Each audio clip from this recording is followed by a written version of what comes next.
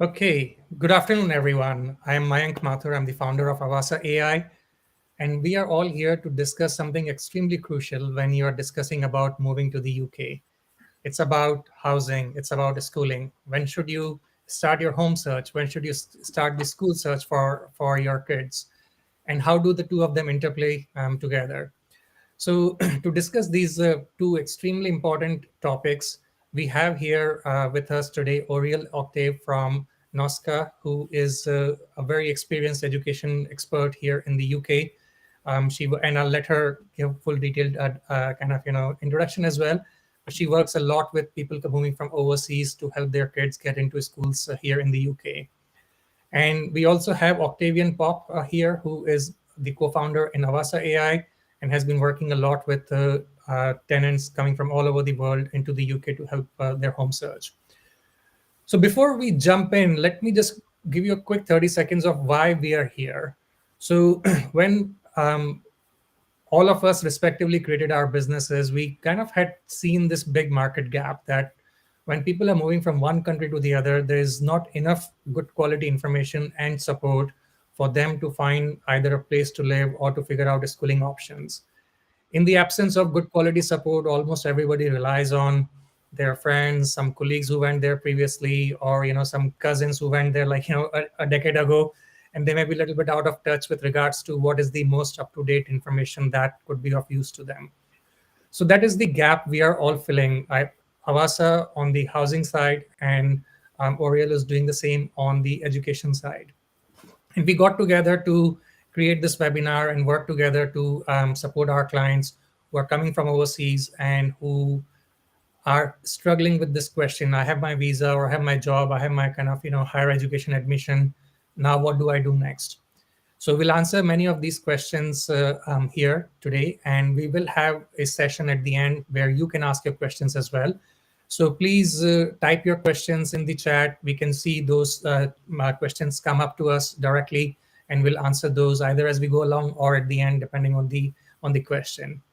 So with that, maybe Oriel first, you go, and then Octavian. If you could just give us a quick introduction of what you do and how you improve the lives of your clients.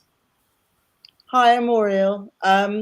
So I'm a private education consultant. I work primarily with people who are looking for independent school placement. So that's schools where you have to pay fees in order to attend. But as I've sort of slowly reached out to more international clients, I've expanded my knowledge base to cover the state system.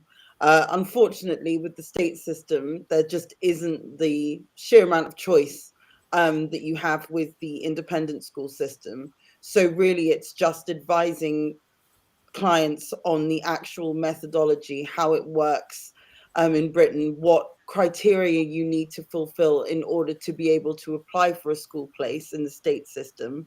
And with the independent school system, providing clients with a really clear framework as to how the school system actually works, what's required in terms of academics, particularly how that converts in terms of coming from one school system, say in the United States or India or Asia, and how that works in terms of making the move here, what parents need to do to prepare, what criteria needs to be fulfilled, and how to approach schools, and how to make the best decision for your child and the best decision within whatever constrictions you're suffering in terms of where you're going to be in the UK.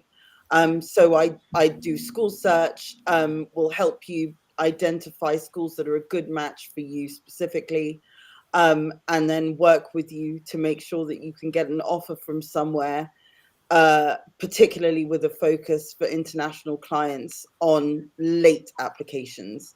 A late application is officially any application that is less than a year in advance. So that's me in a nutshell. Thanks, Ariel. Octavian, how about you? Thank you, Mayank, and hello everyone. Thank you for watching us today. So we are a prop tech player, and we help people to find and finalize rental property. In most cases, even before they arrive in the UK, and by doing that, we're saving them a lot of hassle, stress, time, and money in the rental process. So, and how do we do it? We acting as a concierge on behalf of the tenants, and we are curating the best match properties based on their requirements. We are contacting all the estate agents on their behalf, so they don't have to call estate agents once they are God knows where in the world looking to relocate in the UK. Time differences and all these things. Obviously, it's a massive issues.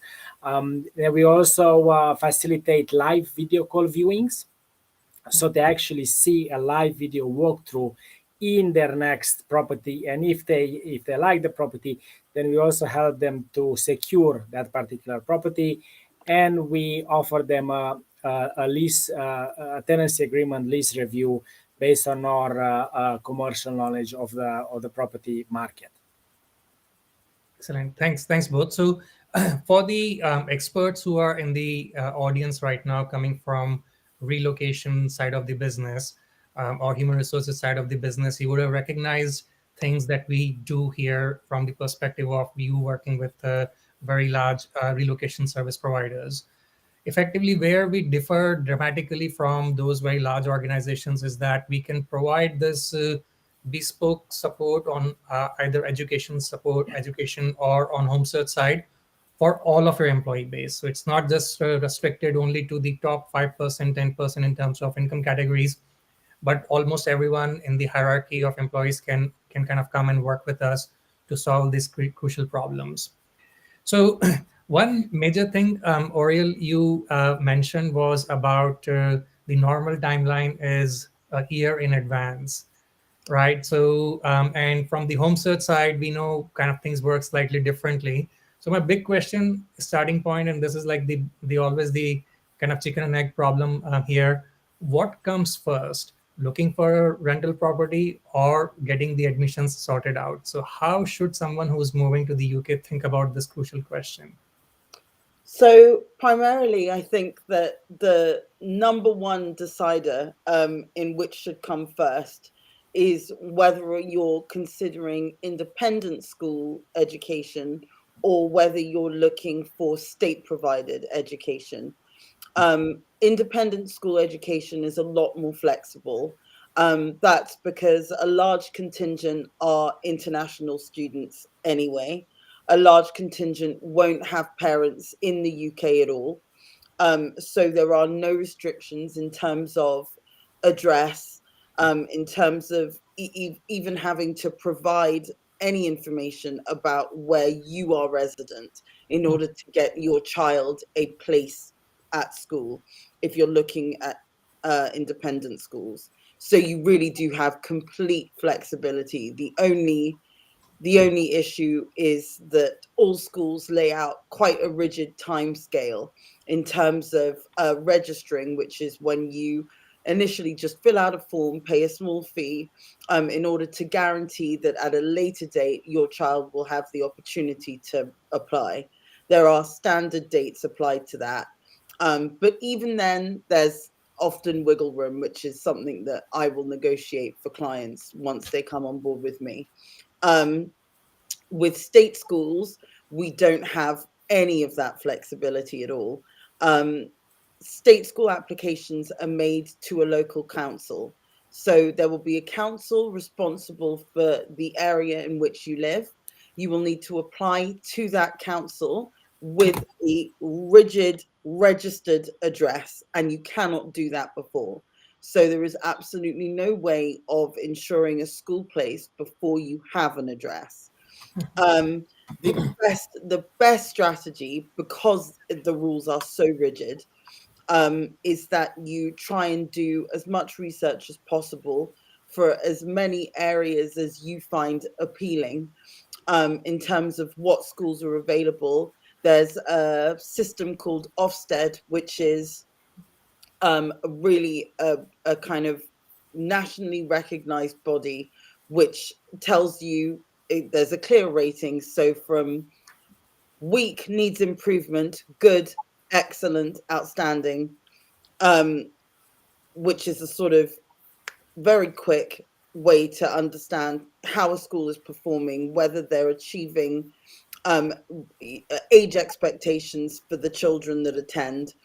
So you can have a look at that, see how many excellent rated Ofsted schools there are in a particular area, make a rental there, get a registered address, and then apply. If you are on time, so a year in advance, then you'll have your pick of perhaps 7 or 8, maybe up to 12 schools. However, if you are late, and late means an academic year or less in advance, what will happen is that your child will be balloted for the places that are available, and that you may find that that means that you're only given 1 or 2 school choices. So it's really imperative, if you're looking at state school education, that you choose an area with as many outstanding Ofsted schools as possible to give you the best choice. But aside from that, there's a lot more flexibility in the independent school system than in the state. Correct. And Octavian, I'm looking at the same question from home search side. How is it that you advise your clients to consider their kind of, home search, keeping in mind the school element as well? Yeah, so look, as Oriel also answered, it's unfortunately the answers to these questions, they are more complex than that. Okay, I'm going to go for a school, I'm going to go for a rental accommodation.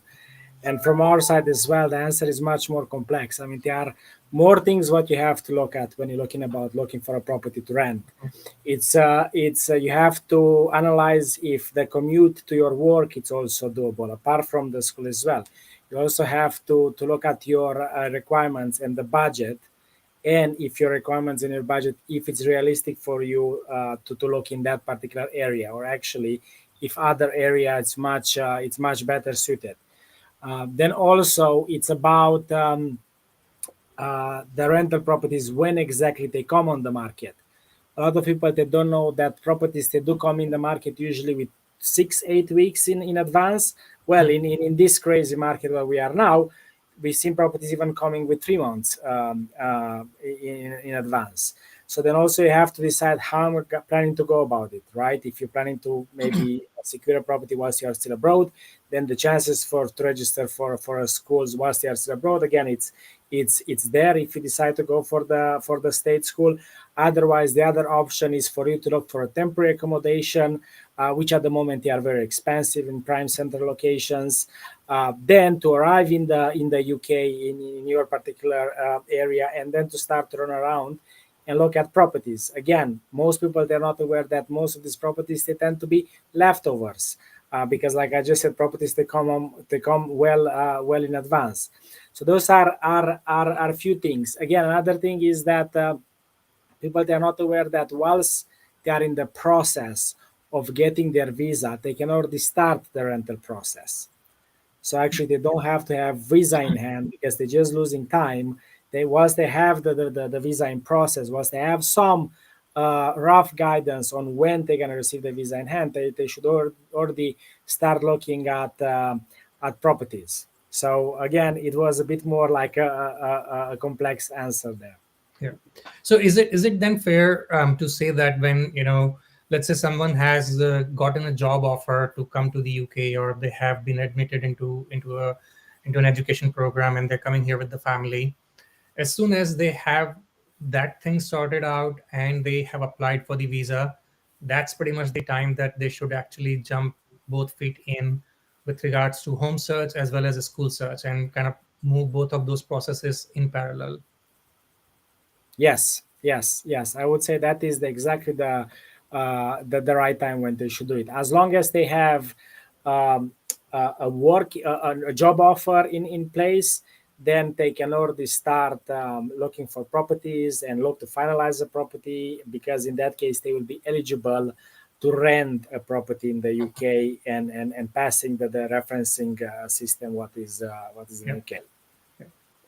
And just a recap. Oh, sorry, I really wanted to say something. Well, I just talking about the visa subject. I'd just like to reiterate as well. So looking at state schools and independent schools. With a state school, because you are required to provide a UK address, we will assume that your working rights or your residence rights are in place, because you wouldn't be able to have the right to rent without them. Yes. But in terms of the independent school, your visa status as a parent is actually irrelevant in a lot of cases. So independent schools have the ability to privately sponsor the visa of your child independently. So what I would do is search for a school that will do that. Not every independent school will, but there are fantastic options in London and outside of London that will do that. In which case, we would make an application for visa sponsorship alongside the academic acceptance. That would be issued to you while you're still in your home country, and your child would have the right to attend regardless of your personal visa status. So again, just with visas, you've got increased flexibility in the independent school sector versus the state school sector. That's amazing to know. Actually, we have we have worked with quite a few clients who have kids, and Aurel, you and us, we have worked together as well for Yep. helping some of these clients. So oftentimes, what we have seen is that these people who are moving to the UK, they get to know about their job or admissions to higher education themselves, as in their move is confirmed roughly kind of 2 3 months prior to the actual moving in date, right? But what I'm hearing from you is that that decision can also be independent of looking at Absolutely. independent schools, basically, right? So they don't need to wait till the last moment to start the independent Yeah. school search. They can actually organize the schools independent school search much in advance. Yeah, I think So that's a common misconception, that people think that they need to wait to deal with the school place until after they have settled all Mhm. their, accommodation visa situations, because they think that the only visa their child can be on is one that's dependent on their own.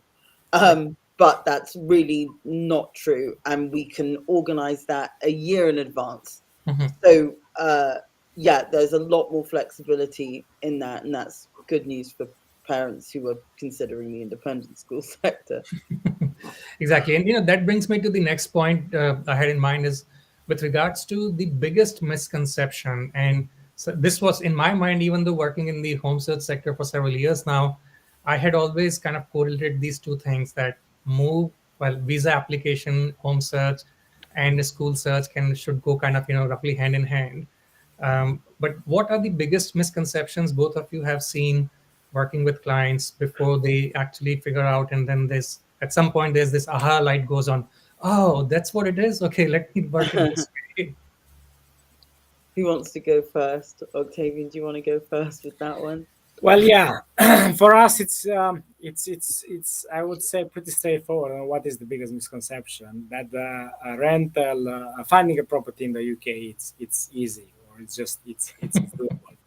So because of that, a lot of people define that they're not doing any research before arriving in the UK, and then when they arrive in the UK, um, and when they start actually calling estate agents, the first surprise is that they actually realize that a lot of properties what they're actually seeing online, they are not actually available. And then also they in most cases they don't even they have to try few times in order to get through an estate agent. Then also the viewings, the estate agents, because the market is so busy, the estate agents, they are just not flexible on the viewing schedule. So then people, they have to accommodate their agenda, basically. So all that comes as a shock for tenants when they arrive in the UK, mainly because they again, from the whole point of view of relocation, probably this should be the easiest part, although probably is the hardest. That's because people, when they're relocating from abroad, they have a lot of things in their mind. They have, like, visas, and then relocation, closing their affairs abroad, and then relocating their furniture, whatever it is, their pet, their family, schools. They're not really considering that actually finding an next rental home would be so difficult. So that's a big misconception. Um, for me, I think that the most common misconceptions are slightly different with between the independent school applicants and the state school applicants. I think for state school, the most common misconception is that people have a lot of choice. I think that a lot of people think you decide to move to the UK and you look for good schools and you can apply, you know, anywhere you like. I think that a lot of people are very unaware of the catchment school Mm. or the catchment area system, which means that you are only eligible to apply to schools that are in the immediate vicinity of where you live. So, actually, in terms of choosing a school, once you have your residency decided, you actually have incredibly limited choice. And if you're late, even less choice. So I think you're at best choosing between about 8 schools, and at worst being given a school without any input at all. So I think that's probably the most common misconception in the state school system. Um, in the independent school system, I think that the most common misconception is probably competition. That a lot of people think that because it's an independent school sector, and there are obviously far less people across the board who are applying to those schools, mostly because fees make that possibility restrictive. People think that you choose a school and you walk in, but the fact is that there are still hundreds of thousands of applicants for UK independent schools, because they don't just come from the UK, they come from all over the world, where the British independent school system is revered. And so, actually, with the most popular schools, so parents often look at something called a league table, which will be produced by a reputable newspaper like perhaps the Telegraph or the Times, where schools are ranked from 1 to about 250, and parents choose a school based on that league table, um, not realizing that the acceptance and application ratio is sometimes as bad as 18 to 1. um, and so you I think that the most common misconception is that you choose a great school, you pay the fees, and that gets you your place. And actually, the competition is really, really brutal, and that means that you often will need to do a lot of independent preparation, a lot of making sure that your child is able to deal with the admissions tests, and a lot of making sure that their current standards are up to scratch for the school that you have chosen, and a little bit of strategy to make sure that you maybe aim your cap at some schools that are slightly less popular alongside those that are the most popular, in order to ensure that you do get a place. Mhm. So, in in a kind of a nutshell, it requires good amount of thought process and planning, um, Yes, I think and so. not just something that you can walk in and say, "Okay, I have decided this is the school. Let's get my kid into this one." It Yes, may happen, but why take I think chances? I think that also feeds into the kind of the concept of being organized, is that ideally your application time should be a year in advance. I Mhm. think a lot of parents don't realize that. A lot of parents don't realize that any term that isn't the autumn term, so the autumn term begins in September, which is the beginning of the school year, and that's for state schools and independent schools. A lot of parents don't realize that applying in the spring term or the summer term is extremely tricky, and that there are not a huge amount of places available, and that they need to be a little bit more flexible um, with that as well. Yeah. And we have worked with some clients in the past where they arrived effectively in the spring term and could not get the right schools that they were keen on. So as Yes. a family, they decided that the main person who had the job in the UK, they will stay in, this was in London, they will stay in London for basically a whole year on their own, and the kid and the other parent will kind of go back home and continue their school education there and start on this 1 year path. So the following calendar year, September, they have a school and the family can reunite. So it is an issue that we have seen having an impact on home search as well, obviously. Yes. Excellent. Okay, so then the next question I wanted to just touch upon is given where we are in mid-December now, and a lot of people they are moving kind of January, February, March, and those who are kind of expected to come in May, June during the summertime, they're in their kind of discussions, maybe application processes, maybe job applications, etc. So, what is, in your view, from the home search side? Maybe Octane, you can go first, and then Oriel from the school search side.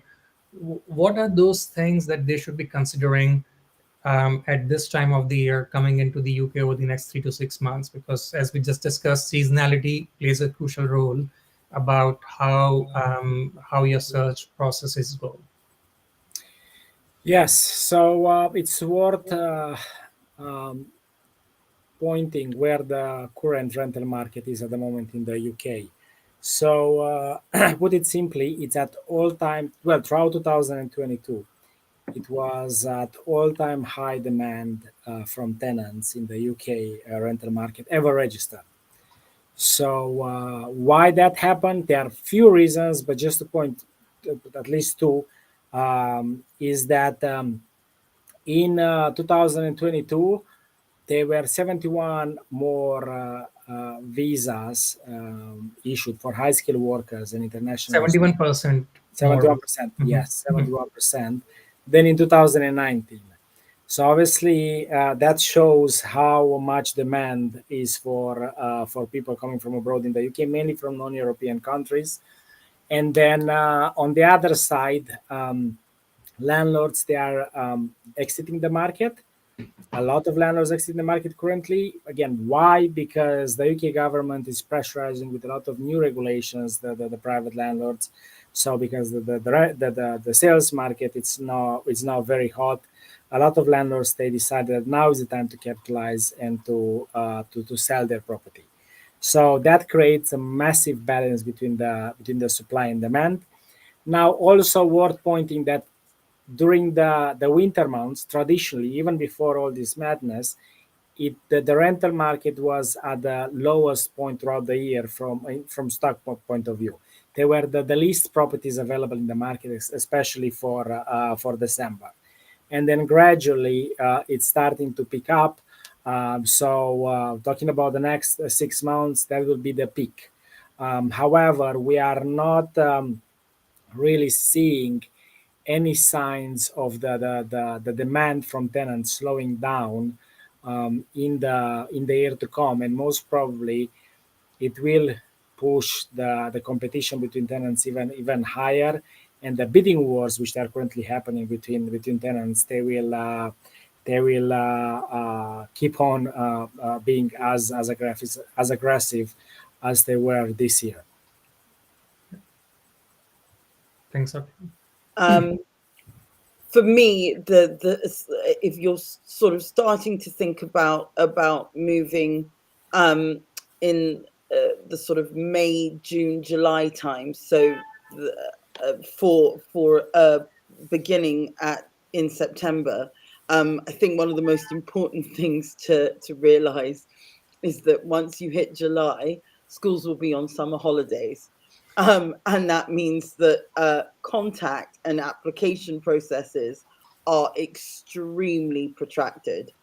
Um, and there will be almost certainly preference shown in the independent sector for children who are already registered. Registration is exactly what it sounds like. It's filling out a form and paying a registration fee to add your child's name to a list. The best piece of advice that I could give is to register for multiple schools before you even really know what you're doing, because it keeps doors open, and not doing it closes them. Um, Registration fees, depending on schools, range between £75 and £150 per registration. but it will give you so much more bargaining power if you end up being a late applicant than if the school has never heard of you, has no information on you on file beforehand. There's a massive, massive advantage to making sure that you do that. So I would either do your own research or get in touch with an agent like me, and we will help you choose some schools and get your names down and start the process. Even if you don't ultimately decide on a specific school, it will give you an edge. And in terms of you know, working in advance, um, in tandem with deciding where you want to rent or buy, um, I think it's really, really important to, as I said before, do your research in terms of areas that have really strong Ofsted schools, probably areas that have more great schools. Obviously, some are really overpopulated. For example, Kensington and Chelsea has more schools per square mile than almost anywhere else in London, which means that you'll naturally have more choice. So I think, yeah, you sort of just need to do as much research as possible. But unfortunately, if you're looking towards the state school system for your school placement, because the rules are so restrictive, you really don't have the opportunity to do that much to prepare in advance. And that really what you need to do is be organized enough that when you do finally get to the UK and you have your, you know, your rental fixed, that you can hit the ground running.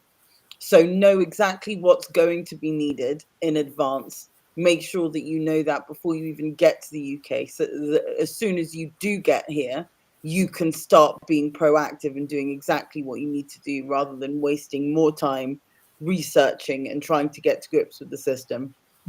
That's the best advice that I could possibly give in terms of that. Got it. So just to kind of reinforce the point Octavian was making as well just a moment ago, the number of new visas issued for people to come to the UK for work and study combined is north of 800,000 in the last 12 months, or well, between July 2021 to June 2022. And from all the kind of reports that we see, this doesn't seem like it's going to slow down much. So that in itself is kind of adding a lot of competition, both on the home search side as well as the schooling side. So this element of let me just wait, and we talk to a lot of such clients all the time, where they have arrived here in the UK already, and now they're trying to find a place ready to move in immediately. And that magical place, which is kind of below market average price, which is like above average furnishing, which is like location, all of that should be ready to move in next weekend, which is close to your kids dream school. That thing does not exist. it's it's a it's a challenge we see repeatedly non-stop. So markets have changed, how various participants function, whether they are real estate agents or a school, they have had to upgrade dramatically during the COVID times. And now we are definitely in a scenario, in a place where you can do a lot of these things from your home country without having to be here and then kind of feeling completely lost, either completely lost or paying a lot of money for short-term Airbnb locations, Yes. from 1 week to the other or 1 month to the other, and being overwhelmed in the and being overwhelmed, yeah, because you have your new job or studies to start. You have to look after the family. Maybe your partner is also looking for a job. Now you have the kid who's kind of has to, or kids who have to kind of go to school, and you still haven't figured out, and you don't have a place to live. So all of these things end up dramatically to the stress levels, and they're not particularly good for health. You may get there. Everybody finds a place. It's a question of how comfortably do you want to get to your destination. So I have one more question, but before that, let's go to one question that has come through in the chat, and we have covered this, but maybe let's be very specific on this one. So, Corinne, this one is for you. So someone's asking if they are considering state schools, does it mean that they need to decide on the neighborhood before starting the school search process?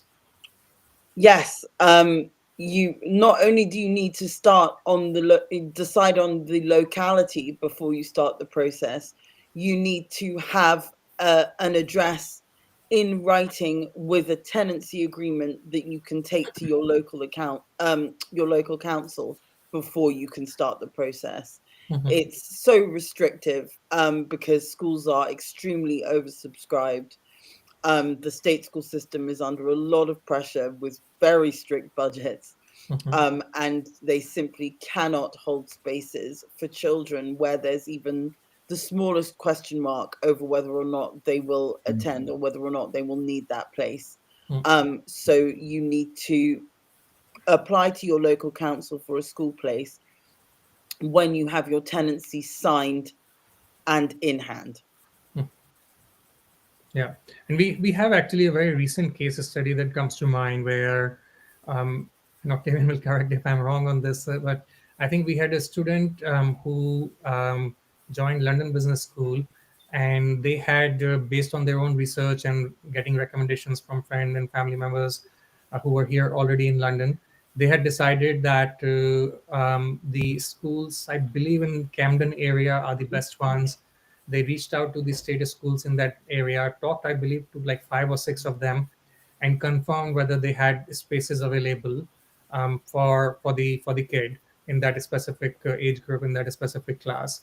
And when they got the confirmation, that's when they told us, okay, let's just focus only on On, that yes, neighborhood for home search, because we know the local councils have spaces. We have, seen the rankings. We like these 3 4 out of the 5 or 6 that they're telling us.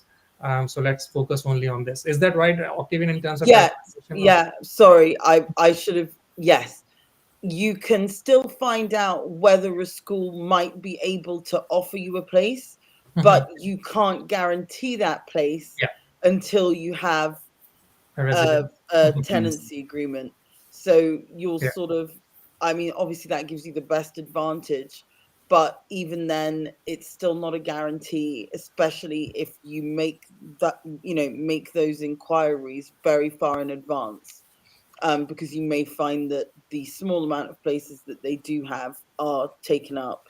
And usually, in my experience, especially with state schools, if you get to the beginning of the school year and a particular school has a lot of places available and those around do not, that's usually because they've had less applications, and that may very well be because the school is not as good.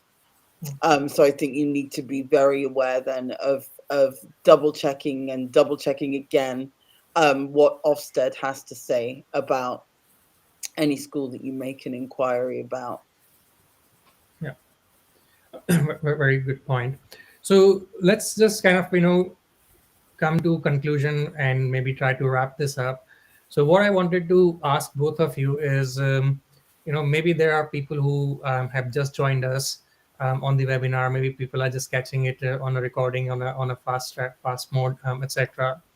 What is that one thing that you want them to take away from what we have discussed in the last about 40 minutes or so, that will significantly accelerate how they the quality of their settling in the UK?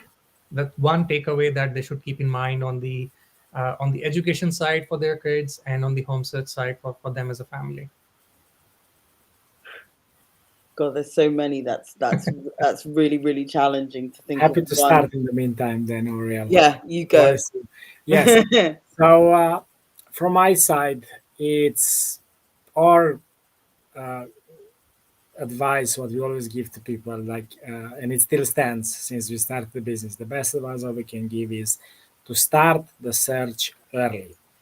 It's just it's unbeatable, Hmm. and that works for both cases. And again, I know you said we just one thing, but it's important for people to understand why that one thing actually is something what they should follow.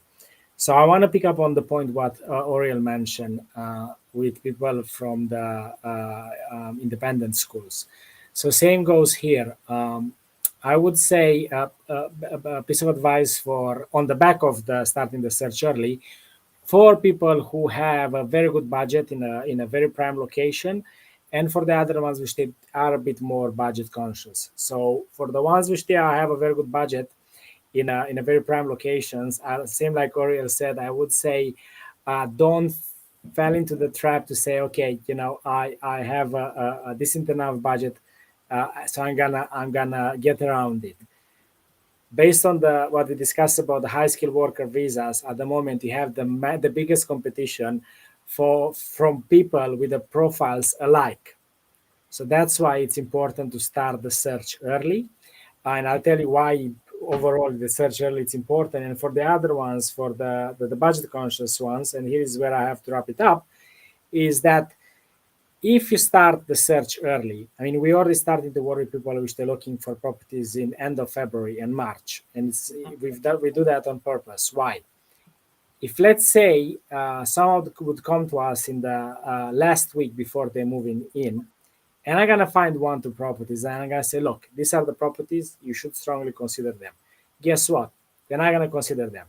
Why? Because it's not justified in their mind at that stage why they should go for a particular property. They just started the search. They're just gonna use it like a benchmark. That is the reality. They will use it as a benchmark, and they will say, okay, so what else is there? And then guess what? They will miss the opportunity. And then if they are 1 week away, or 2 weeks away, even 3 weeks away from the moving date, the chances for another good property to come along it's slim. So they will pay the price then in temporary accommodation. Yeah. On the other side, if they starting the search early, ideally they need to start seeing properties even if they are not even available yet for their moving date. So then they can explore the areas. That's how they can actually identify where they can find value for money. That's how even the ones with the good budget, that's how they can justify actually, is it worth me paying that extremely high price for that particular property? They may even want to negotiate. They may lose on some people. They want to do that, right? To actually test the market to see where the boundaries are. If they start the search early, then they will have the time to do it. And in the year to come, the name of the game is gonna be starting the search early.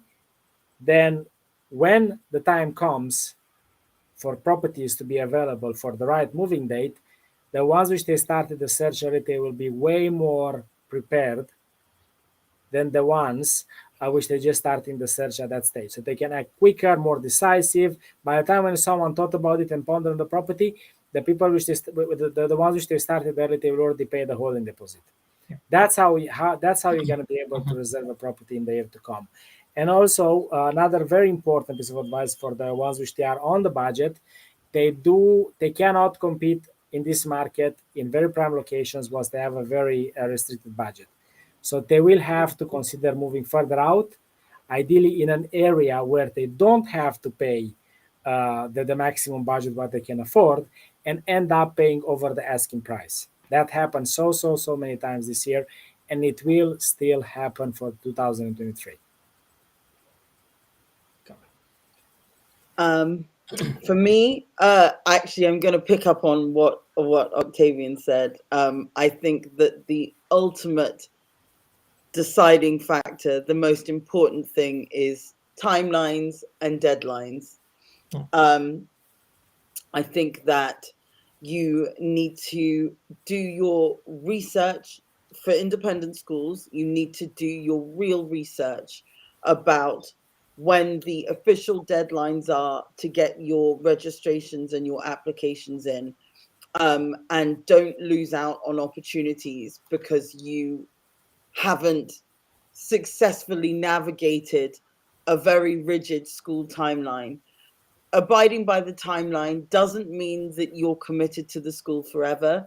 It doesn't mean that you have to pay school fees later down the line. It doesn't even mean that you have to progress with the application. All it means is I'm opening this door and I'm keeping it open for myself. And I think that a really important thing for parents to kind of take on board is that the state school system is obligated to find your child a school place if you are resident here. There isn't a gray area. There's there's a little bit of up and down about where your child will go, but your child will be provided a school place if you are resident here once you apply to the council. That's the law. However, independent schools are not obliged to do anything for you at all. And for that reason, it's much, much, much more important that you make sure that you are working within the guidelines, especially in terms of the timelines that are laid out for schools, because especially with those that are oversubscribed, receiving maybe 1,000 applications for 60 or 70 places, if you are late, you are easily expendable. So I think it's really important that you do that. And if you are late, although this is going to sound biased, but if you are late and you do find that when you start doing your research, you have missed a lot of those deadlines, that you take the plunge and find an agent who can negotiate that for you, because you may find that without the extra help, you may find that you really don't have any options if you leave it too late, especially if we're looking in London. So yes, timelines and deadlines. Timelines and deadlines. Wonderful. So on that note, we will end this wonderful session. So thanks a lot, Auriel and Octavian, Thank to you. It was a talk pleasure. through all of these Likewise.